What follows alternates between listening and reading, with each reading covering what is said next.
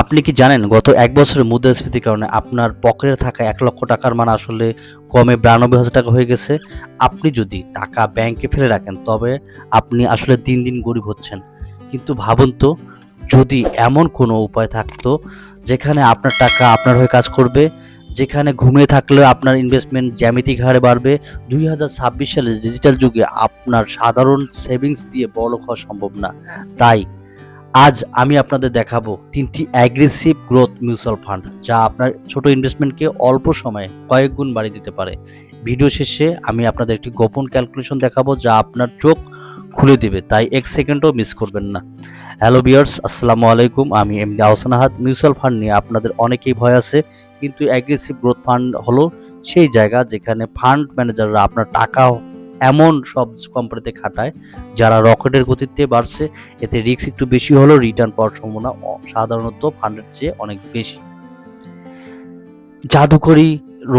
জাদুকরি কিছু গল্প, রহিম এবং করিমের গল্প, একটু সাথে থাকবেন। চলুন একটি ছোট গল্প শুনি।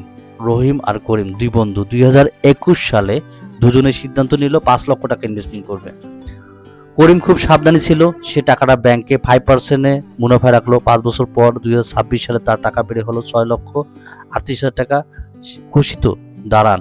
অন্যদিকে রহিম একটু বুদ্ধি খাটালো। সে ৫ লক্ষ টাকা একটি অ্যাগ্রেসিভ গ্রোথ ফান্ডে ইনভেস্টমেন্ট করলো। সেখানে সে 15% রিটার্ন পেল। জানেন 5 বছর পর রহিমের টাকার অঙ্ক কত হলো? ১০ লক্ষ টাকার উপরে। একই সময়ে একই টাকা, কিন্তু সঠিক জায়গায় রাখার কারণে রহিমের লাভ হলো করিমের চেয়ে ৪ লক্ষ টাকা বেশি। এটাই হলো কম্পাউন্ডিংয়ের জাদু আর সঠিক ফান্ড নির্বাচনের ক্ষমতা। অ্যাগ্রেসিভ গ্রোথ ফান্ড আসলে কি?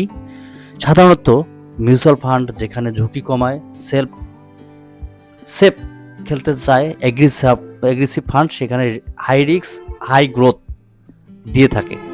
পোর্টফোলিও স্ট্রাকচার, এরা তাদের ফান্ডের ৮০ থেকে ৯০% টাকা সরাসরি শেয়ারে হাই গ্রোথ স্টকে ইনভেস্টমেন্ট করে, যেমন টেক, এনার্জি, ফার্মা ইত্যাদি। টার্গেট, এদের মূল লক্ষ্য থাকে ডিভিডেন্ড নয়, বরং শেয়ারের দাম বাড়িয়ে আপনার ক্যাপিটালকে দ্রুত গ্রোথ করা। ৩ নাম্বার হচ্ছে যে আপনার ৩টি মিউচুয়াল ফান্ডের ডিটেলস বলবো, যেখানে হচ্ছে যে আপনি একটু ধৈর্য ধরে শুনুন এবং মিউচুয়াল ফান্ডের গ্রোথ যে ৩টি মিউচুয়াল ফান্ড তার পুরো সংজ্ঞাটা আমি দিব, তাই মনোযোগ দিয়ে শুনুন। এক নম্বর হচ্ছে আইডিএলসি গ্রোথ ফান্ড, যেখানে ইনভেস্টমেন্ট স্টাইলে মূলত ব্লু চিপ শেয়ারের পাশাপাশি উদীয়মান স্টার্টআপ স্টকে ইনভেস্টমেন্ট করে। ২০২৬ সালে বর্তমানে এরা বাংলাদেশের রিনিউয়েবল এনার্জি এবং আইটি এক্সপোর্ট খাতের শেয়ারে বড় অংশ ধরে রেখেছে। স্বচ্ছ ধারণা, যদি বাজার খুব খারাপ হয় তবে এটি অন্যান্য ফান্ডের তুলনায় কমে। সাধারণত এদের ম্যানেজমেন্ট খুবই প্রফেশনাল। এদের এক্সিট লোড, টাকা তোলার চার্জ এবং ম্যানেজমেন্ট ফি সম্পর্কে জেনে আপনি এই আইডিএলসি ব্যালেন্স এবং গ্রোথ ফান্ডে ইনভেস্টমেন্ট করতে পারেন। এবং যদি কেউ এই ধরনের ফান্ডে ইনভেস্টমেন্ট করতে চান তাহলে আমাকে কমেন্ট করে জানাবেন, আমি আপনাদের এই বিষয়ে হেল্প করতে পারবো। ২ নম্বর যে ফান্ড হচ্ছে UCB AML first mutual fund investment style. এটি একটি গোপন ওপেন এডেড ফান্ড। এরা বর্তমানে কনজিউমার চেইন এবং লজিস্টিক সেক্টরে ব্যাপক ইনভেস্টমেন্ট করছে। কেন এটি এগ্রেসিভ? এরা বাজারে ভোলাটিলিটি উত্থান পতনে কাজে লাগিয়ে শর্ট টার্মে শেয়ার কেনাবেচা করে লাভ করে প্রফিট বের করে আনেন। অডিয়েন্সের জন্য গুরুত্বপূর্ণ টিপস, যারা এই ৫ বছরের নিচে ইনভেস্টমেন্ট করতে চান তাদের জন্য এটি একটু রিস্ক হতে পারে, কিন্তু ৭ থেকে ১০ বছরের জন্য এটি গোল্ড মাইন্ড।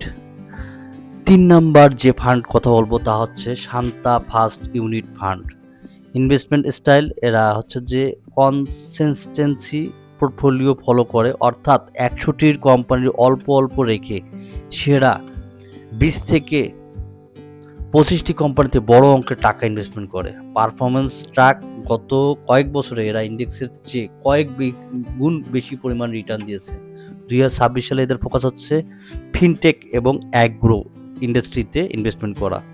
রিস্ক ফ্যাক্টর, এটা ১৫ থেকে ২০টি কোম্পানির ভালো করলে লাভ আর খারাপ করলে লস হবে দ্রুত।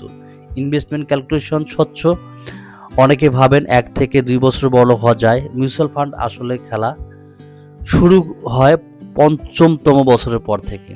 গল্পের টুইস্ট, আপনি যদি মাসে ১০,০০০ টাকা করে ইনভেস্টমেন্ট করেন এবং 15% রিটার্ন পান, তবে 5 বছরে আপনার টাকা হবে ৯ লক্ষ টাকা।